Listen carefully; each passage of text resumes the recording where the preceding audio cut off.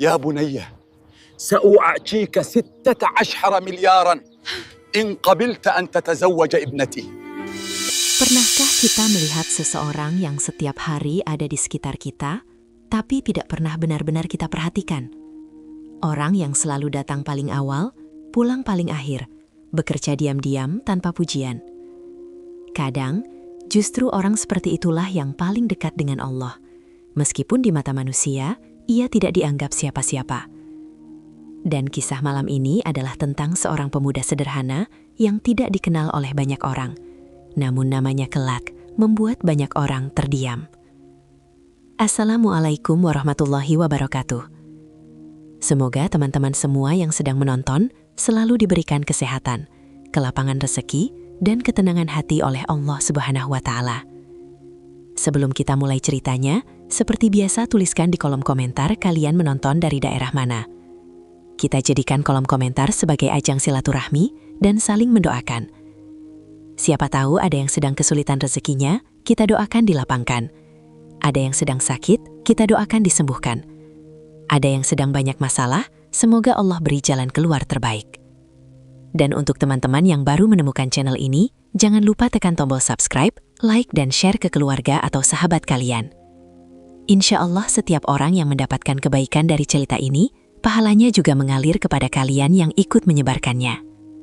Untuk yang sudah subscribe, semoga Allah mudahkan segala urusan kalian, diluaskan rezekinya, ditenangkan hatinya, dan dijaga keluarganya.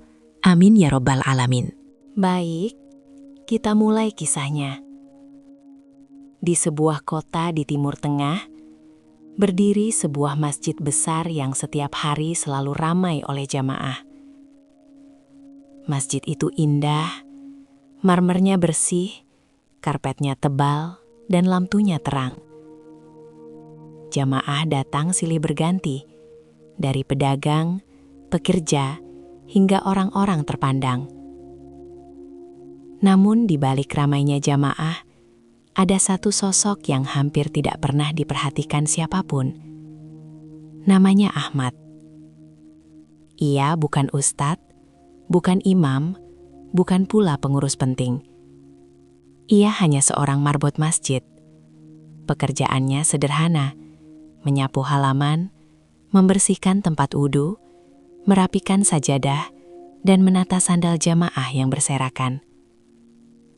Hampir setiap hari, sebelum azan subuh berkumandang, lampu masjid sudah menyala. Dan orang pertama yang datang selalu Ahmad. Saat kota masih gelap dan udara masih dingin, ia sudah membuka pintu masjid. Ia menyapu pelataran, mengelat lantai, lalu duduk sebentar membaca Al-Quran sambil menunggu waktu azan. Tidak ada yang menyuruhnya datang sepagi itu. Tidak ada yang mengawasinya. Bahkan banyak orang tidak tahu ia melakukannya setiap hari. Ketika jamaah subuh datang, mereka melihat masjid sudah bersih. Mereka masuk, sholat, lalu pulang. Hampir tidak ada yang bertanya siapa yang membersihkannya. Setelah jamaah pulang, Ahmad tidak langsung istirahat. Ia kembali merapikan sajadah yang bergeser, mengangkat botol air minum yang tertinggal, dan mengumpulkan sandal yang tertukar. Kadang ada yang berterima kasih, tapi lebih sering tidak ada yang menyadarinya. Siang hari, ketika panas matahari terasa menyengat, ia tetap bekerja.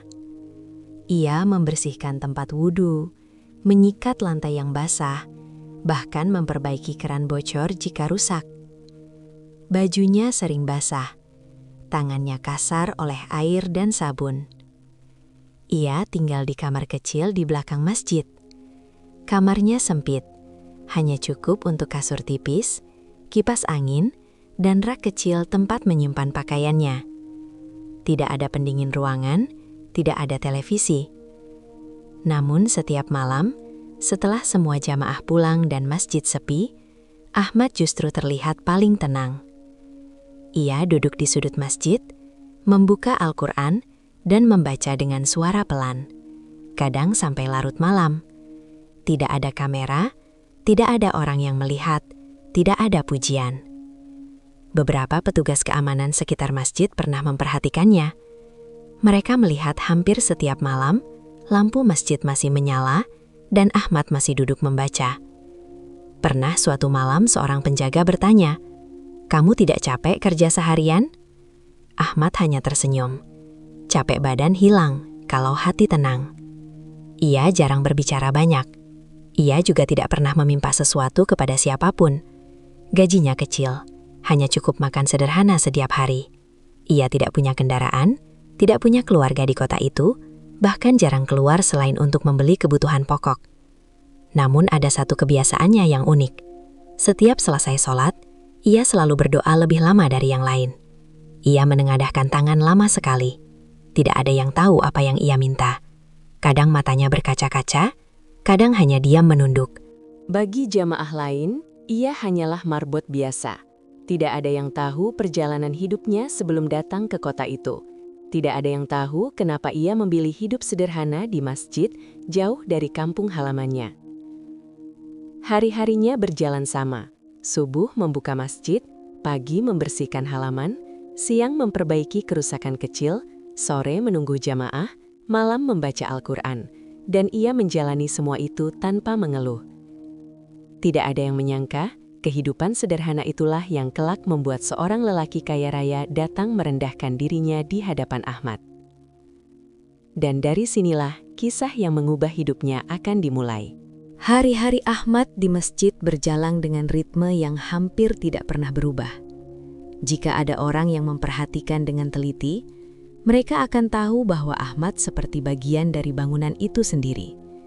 Ia selalu ada, selalu bekerja, selalu diam. Subuh adalah waktu yang paling ia cintai. Sebelum azan, ketika langit masih gelap kebiruan, ia berdiri di pelataran masjid dan menghirup udara pagi yang sejuk. Kota masih tidur, lampu jalan belum sepenuhnya padam, dan hanya suara langkahnya yang terdengar pelan di lantai marmer. Ia membuka pintu utama masjid dengan hati-hati, lalu menyalakan lampu satu persatu. Suara saklar kecil terdengar, klik, klik, klik, dan ruangan besar itu perlahan dipenuhi cahaya. Setelah itu, ia mengambil sapu lidi panjangnya.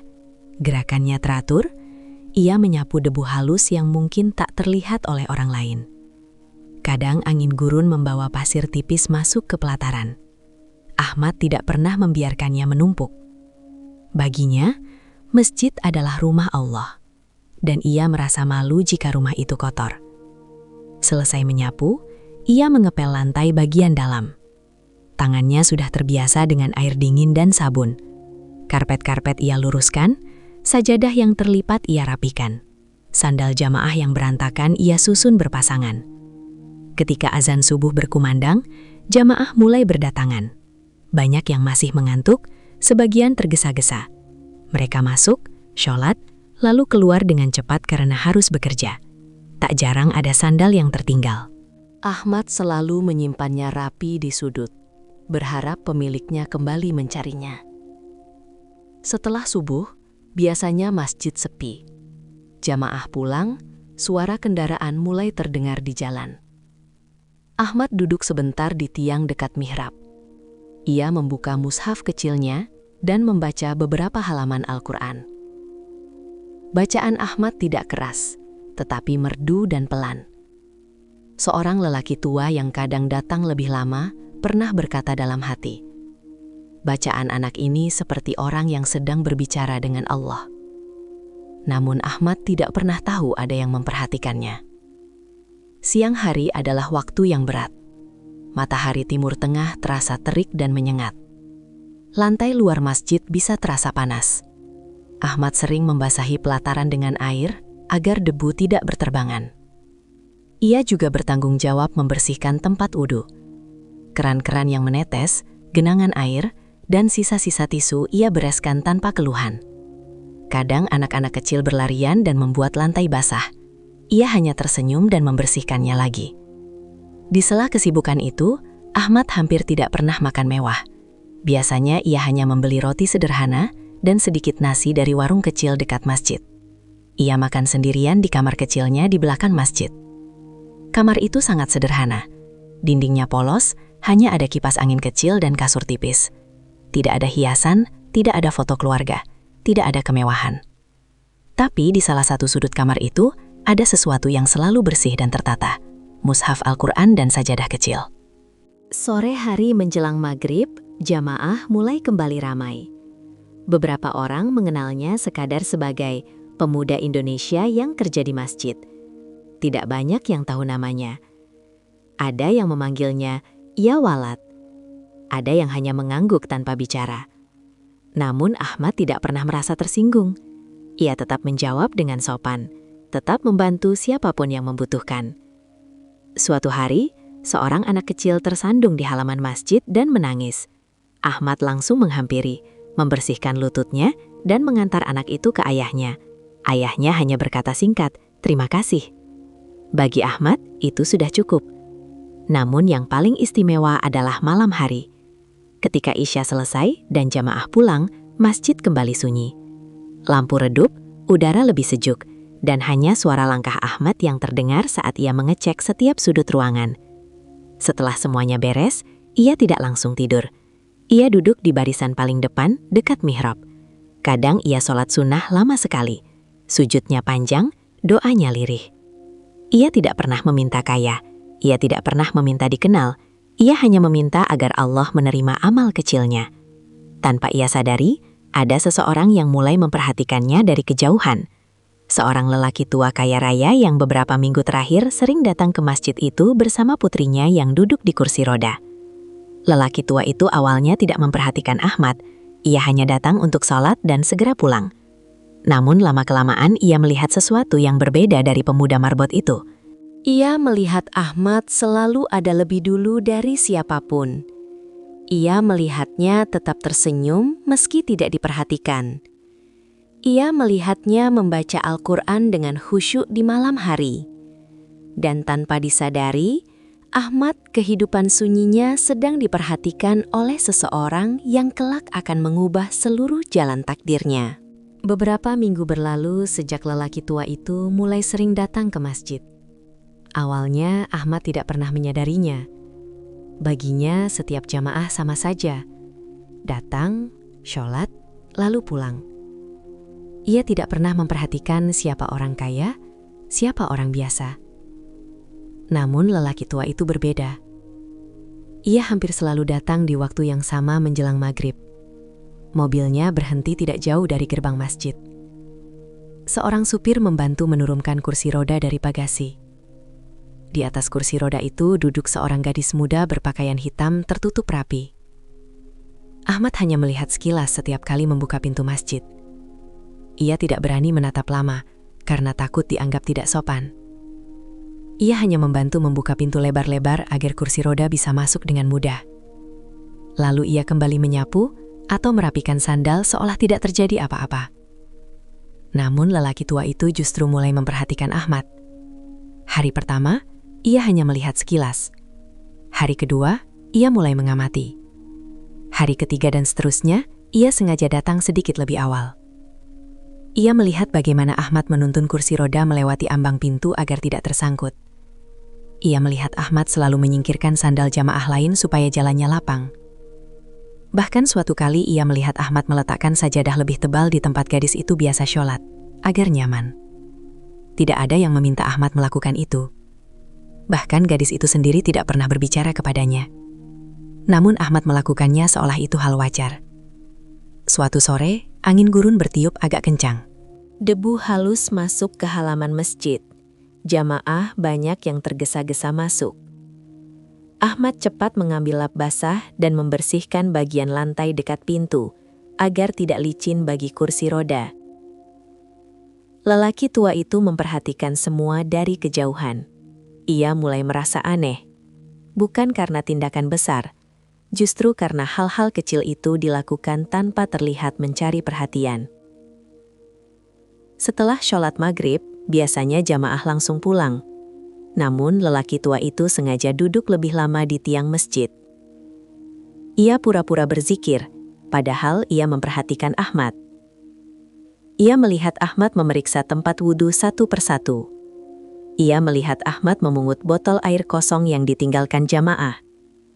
Ia melihat Ahmad bahkan mengambil tisu bekas yang tercecer tanpa ekspresi kesal.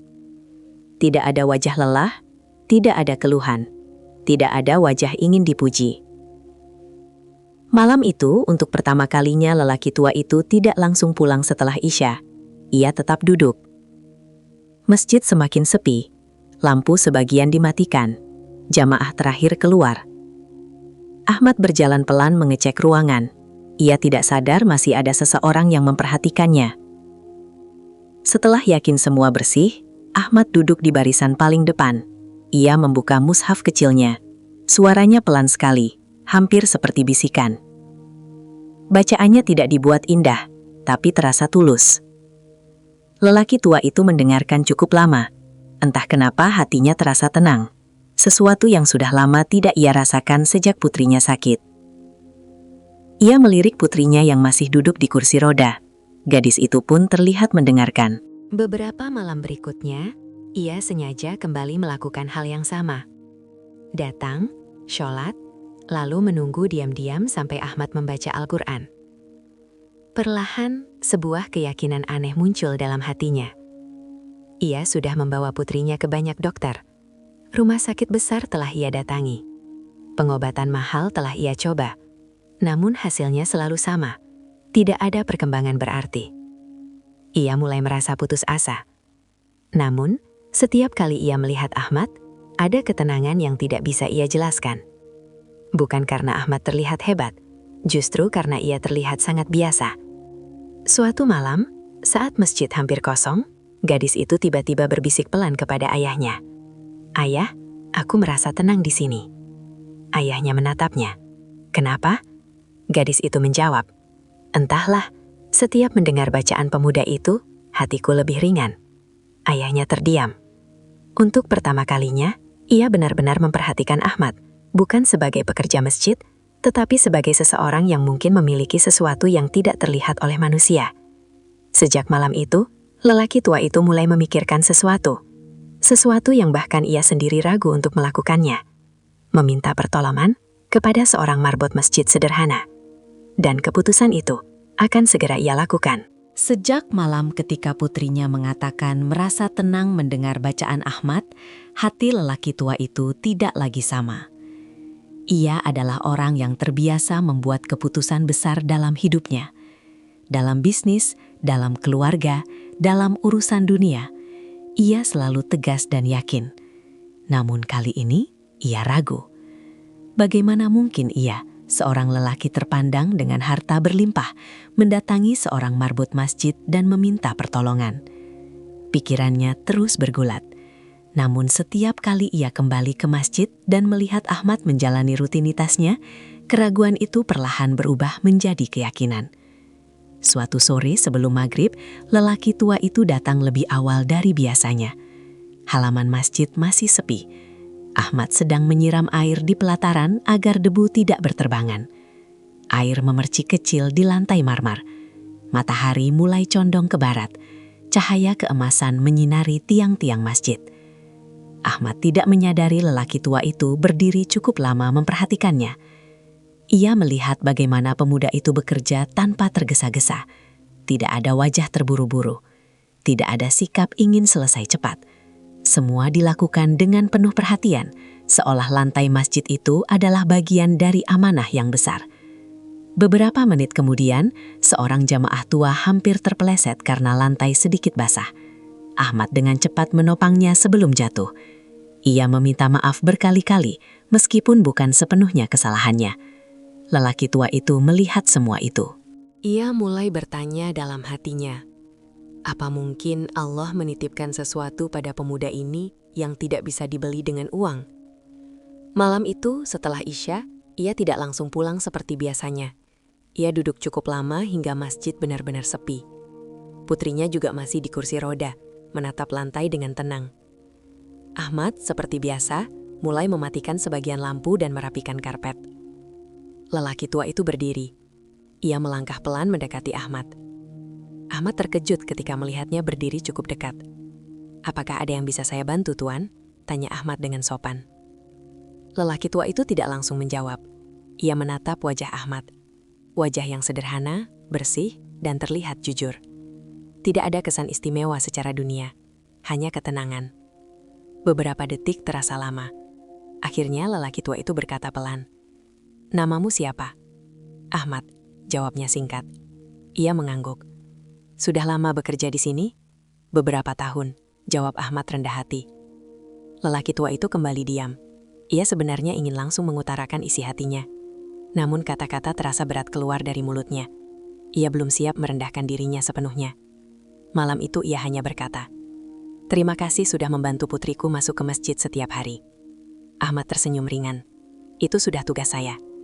Jawaban itu sederhana, namun justru membuat hati lelaki tua itu semakin terguncang.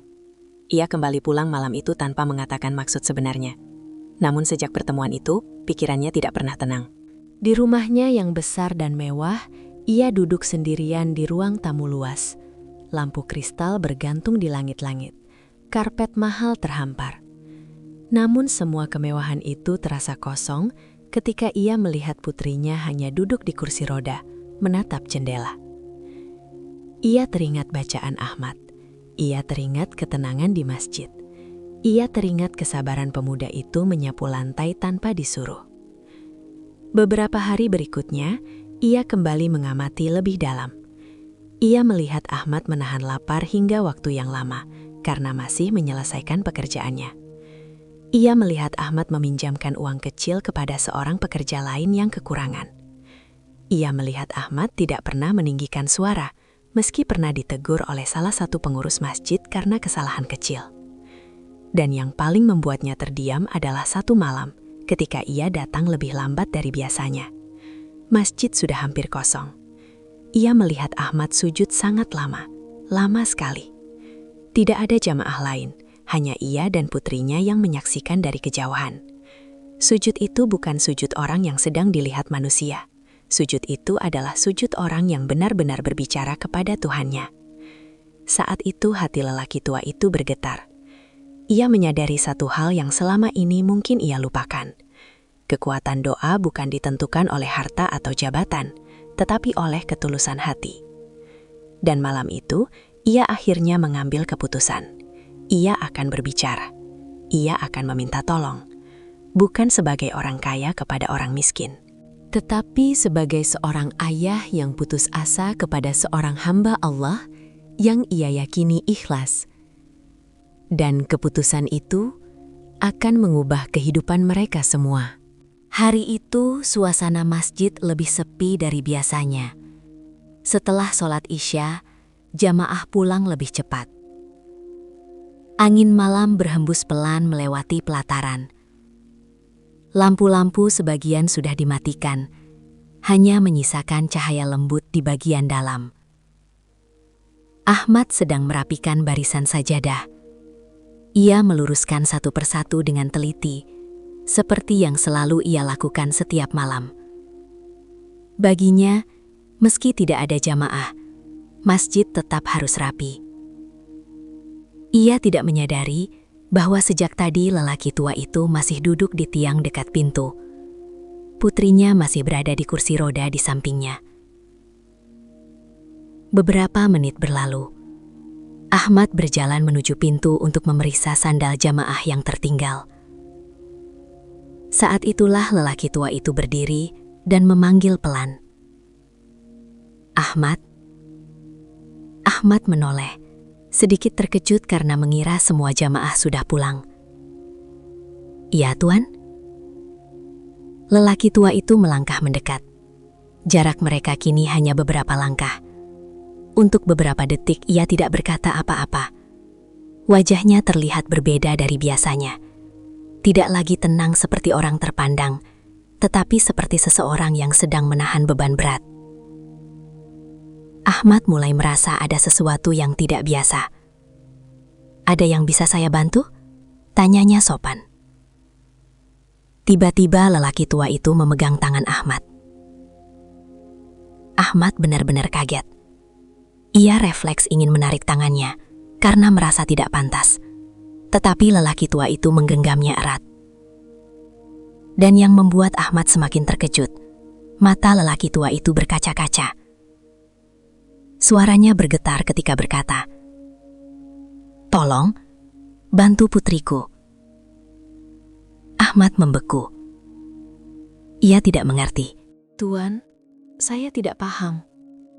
Lelaki tua itu menoleh ke arah putrinya yang duduk diam di kursi roda. Wajah gadis itu tertunduk. Saya sudah ke banyak dokter, rumah sakit terbaik, pengobatan mahal, semuanya sudah saya coba, katanya pelan. Tidak ada perubahan. Ahmad mulai gelisah. Ia merasa pembicaraan ini bukan sesuatu yang bisa ia tangani. Tuan, saya bukan dokter. Namun lelaki tua itu menggeleng. Saya tahu. Ia menatap Ahmad dengan penuh harap. Saya tidak meminta kamu mengobati. Saya hanya meminta kamu berdoa. Dampingi dia. Ahmad benar-benar tidak siap dengan permintaan itu. Tuan, saya hanya marbot masjid. Saya tidak punya ilmu khusus. Saya orang biasa. Lelaki tua itu berkata dengan suara hampir putus. Saya melihatmu setiap hari. Saya melihat kesabaranmu. Saya melihat ibadahmu. Saya yakin Allah mendengar doamu. Ahmad terdiam. Ia tidak pernah merasa dirinya istimewa. Bahkan ia selalu merasa amalnya sangat kecil. Beberapa detik suasana hening. Lelaki tua itu kemudian memberi isyarat kepada sopirnya di luar. Sopir itu masuk membawa sebuah koper besar dan meletakkannya di lantai dekat mereka. Koper itu dibuka. Di dalamnya terlihat tumpukan uang. Ahmad langsung mundur satu langkah. Tuan, jangan. Saya tidak bisa menerima ini. Lelaki tua itu cepat berkata, ini bukan bayaran. Ini hanya tanda kesungguhan saya sebagai seorang ayah. Ahmad menggeleng lebih keras. Saya tidak butuh uang, dan saya tidak bisa menjanjikan apa-apa. Lelaki tua itu hampir menangis. Saya tidak meminta janji sembuh. Saya hanya meminta kamu mencoba. Hanya itu. Ahmad menatap gadis di kursi roda itu. Gadis itu tidak berbicara. Namun dari matanya terlihat kelelahan panjang. Seperti seseorang yang sudah lama menanggung sakit. Hati Ahmad mulai luluh. Ia sadar di hadapannya bukan orang kaya, melainkan seorang ayah yang putus asa. Ia menarik nafas panjang. Saya tidak bisa menyembuhkan, katanya pelan. Lelaki tua itu mengangguk cepat. Saya tahu. Saya hanya bisa berdoa. Itu yang saya harapkan. Beberapa detik Ahmad menunduk. Ia tahu ini bukan hal ringan. Ia takut jika harapan mereka terlalu besar. Akhirnya ia berkata, baik, kita mencoba. Tapi satu hal, kita sama-sama yakin, yang menyembuhkan hanya Allah. Untuk pertama kalinya wajah lelaki tua itu terlihat lega. Malam itu, keputusan sederhana seorang marbot masjid memulai sebuah perjalanan yang tidak pernah ia bayangkan sebelumnya. Keesokan harinya, Ahmad bangun lebih awal dari biasanya. Sebenarnya hampir tidak ada bedanya dengan hari-hari lain. Namun kali ini pikirannya tidak setenang biasanya. Sejak semalam, ia terus memikirkan keputusan yang ia ambil. Ia takut. Bukan takut kepada lelaki tua itu. Bukan takut kepada gadis yang sakit. Tetapi takut kepada harapan mereka. Ia khawatir mereka berharap terlalu besar kepadanya. Padahal ia merasa dirinya tidak memiliki kemampuan apapun. Selesai sholat subuh, Ahmad tidak langsung bekerja seperti biasa. Ia duduk cukup lama di saf paling depan. Tangannya menengadah, doanya lebih panjang dari biasanya. Ia berbisik lirih, hampir tak terdengar. Ya Allah, jangan Engkau jadikan aku sebab mereka kecewa. Jika Engkau ingin menolong mereka, jadikan aku hanya perantara. Setelah itu barulah ia kembali pada rutinitasnya, menyapu, mengepel, merapikan sandal. Namun dalam hatinya, ia tahu sore nanti akan berbeda. Menjelang maghrib, mobil lelaki tua itu kembali datang. Ahmad melihatnya dari pelataran. Untuk pertama kalinya, Ia merasa gugup. Ia membantu menurunkan kursi roda seperti biasa. Gadis itu masih tampak lemah. Wajahnya pucat. Gerakan tubuhnya pelan. Ahmad hanya berkata lembut, "Silahkan masuk." Tidak ada pembicaraan panjang. Mereka sholat seperti biasa. Setelah jamaah pulang, lelaki tua itu tidak pergi. Masjid kembali sunyi. Hanya suara kipas angin berputar pelan. Ahmad mendekat perlahan. Ia tidak melakukan sesuatu yang aneh. Tidak ada ritual khusus. Ia hanya duduk di dekat gadis itu dengan jarak sopan. "Apa boleh saya berbicara?" tanyanya pelan. Gadis itu mengangguk. Ahmad berkata dengan sangat sederhana, "Saya tidak akan mengobati. Kita hanya berusaha mendekat kepada Allah." Ia mulai membimbing gadis itu membaca zikir pendek, pelan, satu persatu. Pada awalnya suara gadis itu lemah, hampir tidak terdengar. Ia terlihat kelelahan hanya untuk berbicara. Setelah itu Ahmad membacakan doa. Tangannya tidak menyentuh kecuali ketika perlu membantu posisi duduknya. Hari pertama tidak terjadi apa-apa. Hari kedua pun sama. Hari ketiga gadis itu sempat kesakitan ketika kakinya disentuh untuk diluruskan sedikit. Ia meringis dan hampir menangis. Ahmad langsung berhenti. Lelaki tua itu terlihat cemas. "Apa kita harus berhenti?" Ahmad menjawab tenang. "Kita tidak memaksa, kita hanya mencoba perlahan." Setiap hari setelah maghrib mereka datang. Rutinitas baru terbentuk. Zikir, doa, latihan kecil menggerakkan kaki. Ahmad tidak pernah berbicara tentang kesembuhan. Ia selalu mengingatkan, kita minta yang terbaik menurut Allah, bukan menurut kita. Beberapa malam gadis itu tampak putus asa. Ia berkata lirih, "Aku sudah lama begini, mungkin memang tidak bisa." Ahmad tidak langsung menjawab, ia hanya berkata pelan, "Selama kita masih hidup, harapan belum selesai." Ia tidak menggunakan kata-kata tinggi, tidak memberi janji, hanya menenangkan. Sementara itu lelaki tua itu selalu duduk memperhatikan dari dekat. Ia tidak lagi membawa koper uang. Ia tidak lagi berbicara soal balasan. Yang ia lakukan hanya menunggu. Setiap hari. Minggu pertama berlalu. Tidak ada perubahan nyata. Minggu kedua, gadis itu mulai bisa menggerakkan jari kakinya sedikit. Hanya sedikit sekali, hampir tidak terlihat. Ahmad tidak mengatakan apa-apa. Namun dalam hatinya ia bersyukur. Ia tetap melanjutkan dengan sabar. Ia memijat pelan, tidak lama, tidak keras. Setelah itu selalu ditutup dengan doa. Namun perjalanan belum mudah. Suatu malam gadis itu menangis, bukan karena sakit, tapi karena lelah berharap. "Ayah, aku capek berharap," katanya pelan. Lelaki tua itu tidak mampu menjawab. Ia menunduk. Ahmad hanya berkata pelan, "Kalau lelah berharap kepada hasil, maka berharaplah kepada Allah saja." Malam itu mereka pulang dengan suasana berat. Ahmad kembali ke dalam masjid, ia sujud lama sekali setelah mereka pergi. Lebih lama dari biasanya. Ia tahu, saat ini bukan soal kemampuan manusia. Ini tentang kesabaran. Dan ia pun tidak tahu, hanya tinggal sedikit lagi sebelum sesuatu yang tidak mereka sangka akan terjadi. Hari-hari berikutnya berjalan lebih berat dari sebelumnya. Meskipun sudah 2 minggu mereka mencoba, perubahan yang terlihat masih sangat kecil. Gadis itu memang mulai bisa sedikit menggerakkan jari kakinya, namun ia tetap belum mampu berdiri. Bahkan untuk mengangkat tumit saja masih terasa sangat sulit. Ahmad tidak pernah menunjukkan kekecewaan, tetapi ia juga manusia biasa.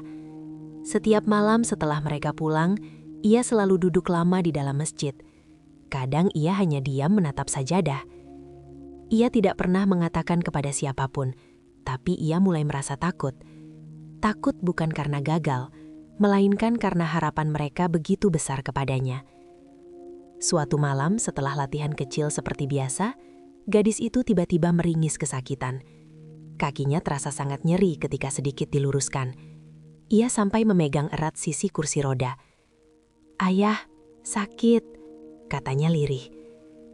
Lelaki tua itu langsung panik. Ia mendekat dan menatap Ahmad dengan wajah cemas. "Apakah kita harus berhenti?" Aku tidak ingin dia semakin menderita. Ahmad langsung menghentikan pijatan. Ia menunduk beberapa detik. Wajahnya tenang, tapi dalam hatinya ia bergulat. Ia takut jika ia memaksa, gadis itu semakin sakit. Namun ia juga tahu, jika berhenti sekarang, mereka mungkin tidak akan pernah tahu hasilnya. Ia berkata pelan, "Kita istirahat dulu malam ini." Malam itu mereka pulang lebih cepat. Masjid kembali sunyi. Namun Ahmad tidak langsung beres-beres seperti biasanya. Ia duduk di saf paling depan, lama sekali. Lampu hanya menyala sebagian. Bayangannya terlihat panjang di lantai marmer. Ia mengangkat kedua tangannya. Doanya malam itu berbeda. Lebih lama, lebih dalam. Ya Allah, aku tidak punya kemampuan apa-apa. Jika ini baik, Engkau kuatkan.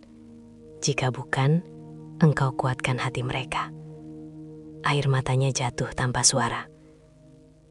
Di sisi lain, lelaki tua itu di rumahnya tidak bisa tidur. Ia duduk di samping tempat tidur putrinya. Ia melihat wajah anaknya yang kelelahan.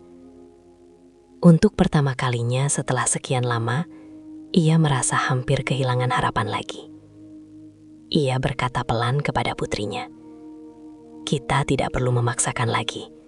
Ayah tidak ingin kamu kesakitan." Gadis itu diam cukup lama. Lalu ia berkata pelan, "Ayah, aku ingin mencoba sekali lagi." Keesokan harinya, mereka kembali ke masjid. Ahmad sedikit terkejut melihat mereka datang lagi. Ia sempat mengira mereka akan berhenti. Gadis itu terlihat lebih tenang. Ia berkata pelan, "Kita lanjutkan." Ahmad mengangguk. Ia tidak langsung memijat. Ia mengajak gadis itu membaca zikir lebih lama dari biasanya. Mereka duduk cukup lama, hampir setengah jam hanya berzikir. Setelah itu baru ia mulai perlahan meluruskan kaki gadis itu. Kali ini ia sangat hati-hati. Gerakannya pelan sekali, tidak ada paksaan. Beberapa hari berikutnya, mereka terus melakukan hal yang sama. Masih belum ada perubahan besar. Namun sesuatu berubah. Bukan di kaki gadis itu terlebih dahulu, tetapi di hatinya. Ia mulai lebih tenang. Ia mulai tidak mudah menangis. Ia mulai bisa tersenyum kecil. Ahmad memperhatikan itu. Ia tidak menyebutnya sebagai kemajuan fisik, tapi ia tahu ketenangan hati sering datang sebelum perubahan lain. Suatu malam setelah latihan, gadis itu bertanya, "Kenapa kamu terus sabar padahal belum ada hasil?" Ahmad menjawab sederhana, "Karena kita tidak sedang menunggu hasil, kita sedang menjalankan ikhtiar." Jawaban itu membuat lelaki tua itu terdiam. Malam itu, ketika mereka pulang, Ahmad kembali duduk di dalam masjid. Ia merasa sesuatu akan terjadi, namun ia sendiri tidak tahu apa.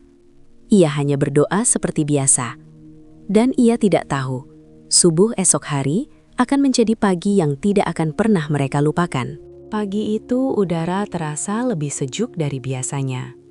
Ahmad sudah berada di masjid sebelum azan subuh, seperti rutinitasnya setiap hari. Ia membuka pintu, menyalakan lampu, lalu menyapu pelataran. Semua terlihat sama, namun hatinya terasa berbeda. Entah kenapa sejak malam sebelumnya ia merasa sangat tenang. Ia menyelesaikan pekerjaannya lalu duduk di saf depan menunggu waktu azan. Tangannya memegang tasbih kecil, bibirnya bergerak pelan berzikir. Tak lama kemudian mobil lelaki tua itu datang. Ahmad sedikit terkejut. Biasanya mereka datang menjelang maghrib, bukan subuh. Sopir membantu menurunkan kursi roda. Gadis itu tampak masih mengantuk, namun wajahnya lebih segar dari hari-hari sebelumnya. Lelaki tua itu menghampiri Ahmad. "Kami ingin mencoba setelah subuh," katanya pelan. Ahmad mengangguk. Mereka sholat berjamaah. Suasana masjid sangat hening. Jamaah subuh tidak banyak. Setelah selesai satu persatu orang pulang hingga akhirnya hanya tersisa mereka bertiga. Cahaya matahari pagi mulai masuk dari jendela masjid. Sinar lembut menerangi karpet hijau. Ahmad duduk di dekat gadis itu. Hari itu ia tidak langsung memijat. Ia berkata pelan, "Hari ini kita tidak banyak latihan. Kita hanya mencoba berdiri sebentar, tidak dipaksa. Lelaki tua itu terlihat tegang, tangannya saling menggenggam, ia bahkan hampir tidak berkedip. Ahmad membantu posisi duduk gadis itu agar lebih tegak. Ia meletakkan kursi roda dekat tiang masjid agar ada pegangan. "Pegang di sini," katanya lembut. Gadis itu terlihat ragu. Aku takut jatuh. Ahmad menjawab pelan. Tidak apa-apa, kita coba pelan saja. Ia tidak mengangkat tubuh gadis itu. Ia hanya membantu menopang tangannya. Perlahan, sangat perlahan, gadis itu mencoba menurunkan satu kakinya ke lantai. Kakinya gemetar. Lelaki tua itu menahan napas. Gadis itu memejamkan mata beberapa detik, lalu menapakkan kaki satunya lagi. Beberapa detik, tidak terjadi apa-apa. Lalu sesuatu terjadi. Tubuhnya tidak langsung jatuh. Kakinya menahan berat badan, meskipun sedikit goyah. "Berdiri." "Ayah," suara gadis itu hampir berbisik. Lelaki tua itu terdiam. Matanya membesar. Ia tidak bergerak beberapa detik karena tidak percaya apa yang dilihatnya. Gadis itu benar-benar berdiri. Bukan sempurna, bukan kuat, tapi berdiri. Air mata lelaki tua itu langsung jatuh. Tangannya gemetar. Ia mendekat perlahan seolah takut momen itu hilang. "Pelan, pelan," kata Ahmad lembut. Beberapa detik kemudian gadis itu kembali duduk karena lelah. Masjid kembali hening. Tidak ada teriakan. Tidak ada kegaduhan. Hanya suara napas yang tertahan dan air mata. Lelaki tua itu menutup wajahnya sambil menangis. Ia bukan menangis karena kagum pada Ahmad, tapi karena merasa doanya selama ini akhirnya dijawab Allah. Ahmad sendiri langsung sujud. Sujudnya lama sekali. Ia tahu, ini bukan karena dirinya. Ia hanya perantara. Dan pagi itu menjadi awal perubahan yang tidak pernah mereka bayangkan sebelumnya. Sejak pagi itu, kehidupan mereka tidak lagi sama. Lelaki tua itu kembali ke rumah dengan hati yang sangat berbeda. Sepanjang perjalanan, ia hampir tidak berbicara. Tangannya sesekali mengusap kepala putrinya yang duduk di kursi roda di sampingnya. Ia masih seperti tidak percaya. Bukan karena putrinya langsung sembuh total, tetapi karena untuk pertama kalinya setelah sekian lama, ada harapan nyata. Hari-hari berikutnya, mereka kembali ke masjid. Kali ini bukan lagi dengan wajah putus asa, melainkan dengan perasaan menunggu perkembangan. Ahmad tetap sama seperti sebelumnya. Ia tidak pernah bersikap seolah-olah ia melakukan sesuatu yang hebat. Ia masih menyapu halaman, mengepel lantai, merapikan sandal jamaah. Bahkan jika ada orang baru datang, mereka tidak akan tahu bahwa dialah orang yang sedang diperbincangkan diam-diam oleh keluarga kaya itu. Setiap selesai sholat, latihan kecil kembali dilakukan. Gadis itu kini mulai mampu berdiri lebih lama. Awalnya hanya beberapa detik, lalu setengah menit, lalu 1 menit. Kakinya masih lemah, tetapi perlahan lebih kuat. Suatu sore, ia mencoba melangkahkan satu kaki kecil ke depan sambil berpegangan pada tiang masjid. Langkahnya goyah, namun ia tidak jatuh. Lelaki tua itu menutup mulutnya menahan tangis. Ahmad hanya berkata pelan, "Pelan, jangan dipaksa." Ia tidak pernah berkata, "Kamu pasti sembuh." Ia hanya terus mengingatkan, syukuri setiap kemajuan kecil. Beberapa minggu berlalu, kursi roda itu mulai jarang digunakan di dalam masjid. Gadis itu masih membutuhkannya untuk jarak jauh. Tetapi untuk berjalan beberapa langkah, ia mulai mampu dengan pegangan. Suatu malam setelah latihan selesai, lelaki tua itu meminta Ahmad duduk sebentar. Ahmad agak heran karena biasanya setelah latihan mereka langsung pulang. Lelaki tua itu menatapnya lama. Matanya kali ini bukan lagi penuh kesedihan, tetapi penuh rasa syukur. "Aku berjanji sesuatu waktu itu," katanya pelan. Ahmad menggeleng cepat. "Tuan, saya tidak mengharap apapun." Lelaki tua itu tersenyum tipis. "Aku tahu, justru itu." Ia menarik nafas panjang. Waktu pertama aku memohon padamu, aku mengatakan, jika Allah memberi kesembuhan, aku ingin kau menikahi putriku. Ahmad langsung terdiam. Jantungnya berdegup lebih cepat. Ia bahkan tidak tahu harus menjawab apa. Tuan, saya hanya orang biasa. Saya tidak pantas. Lelaki tua itu menggeleng. Yang aku cari bukan kekayaan. Aku mencari laki-laki yang bisa menjaga hatinya. Aku melihatnya padamu. Ahmad menunduk. Ia tidak pernah membayangkan hal sejauh ini.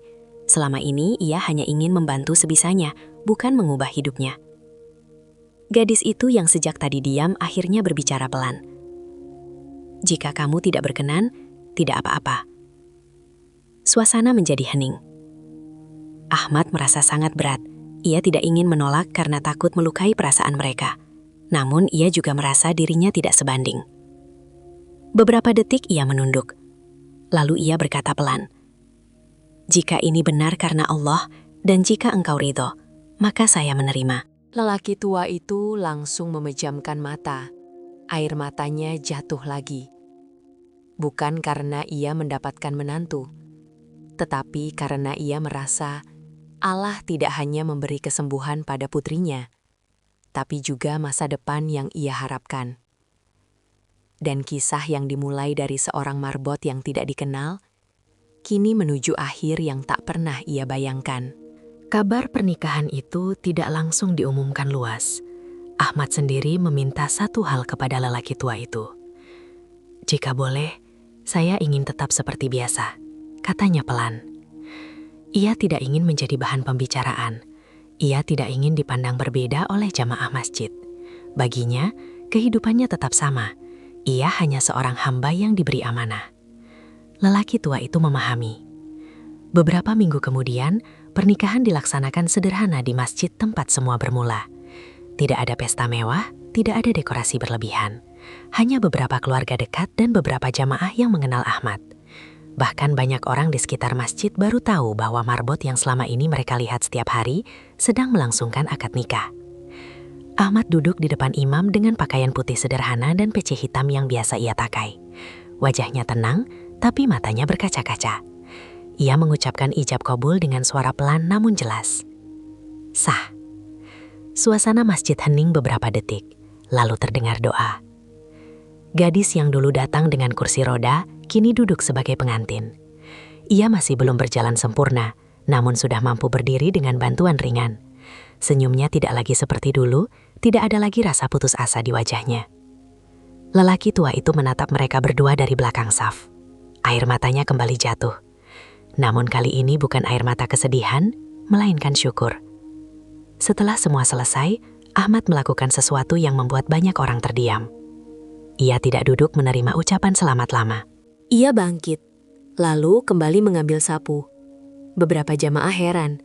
Seseorang berkata, "Hari ini kau pengantin, biarkan orang lain yang membersihkan." Ahmad hanya tersenyum. "Masjid ini sudah seperti rumah saya. Saya tidak ingin berubah, hanya karena keadaan saya berubah." Hari-hari setelah pernikahan pun tidak jauh berbeda. Ahmad tetap membuka masjid sebelum subuh, tetap menyapu halaman, tetap merapikan sandal jamaah. Banyak orang baru menyadari siapa dirinya sebenarnya. Namun yang berubah bukan Ahmad. Yang berubah adalah cara orang memandangnya. Kini jamaah mulai menyapanya dengan nama. Banyak yang menghormatinya. Beberapa bahkan meminta didoakan. Ahmad tidak pernah merasa dirinya lebih baik. Ia selalu menjawab sama. Kita sama-sama berdoa saja. Suatu pagi setelah subuh, ia duduk di saf depan seperti biasa. Istrinya duduk tidak jauh, membaca Al-Quran pelan. Cahaya matahari masuk dari jendela masjid. Ahmad menatap lantai masjid yang dulu setiap hari ia bersihkan. Ia sadar, tidak ada satupun dari semua ini yang ia rencanakan. Ia tidak mengejar kemuliaan. Ia hanya berusaha menjaga amanah kecil yang ia miliki. Dan justru dari hal kecil itulah Allah mengangkat derajatnya. Kisah ini mengajarkan satu hal. Kadang manusia mengejar dihargai oleh banyak orang, padahal yang paling penting adalah dihargai oleh Allah. Karena bisa jadi, amal yang paling mengubah hidup kita adalah amal yang dilakukan saat tidak ada satupun manusia yang melihatnya. Tamat.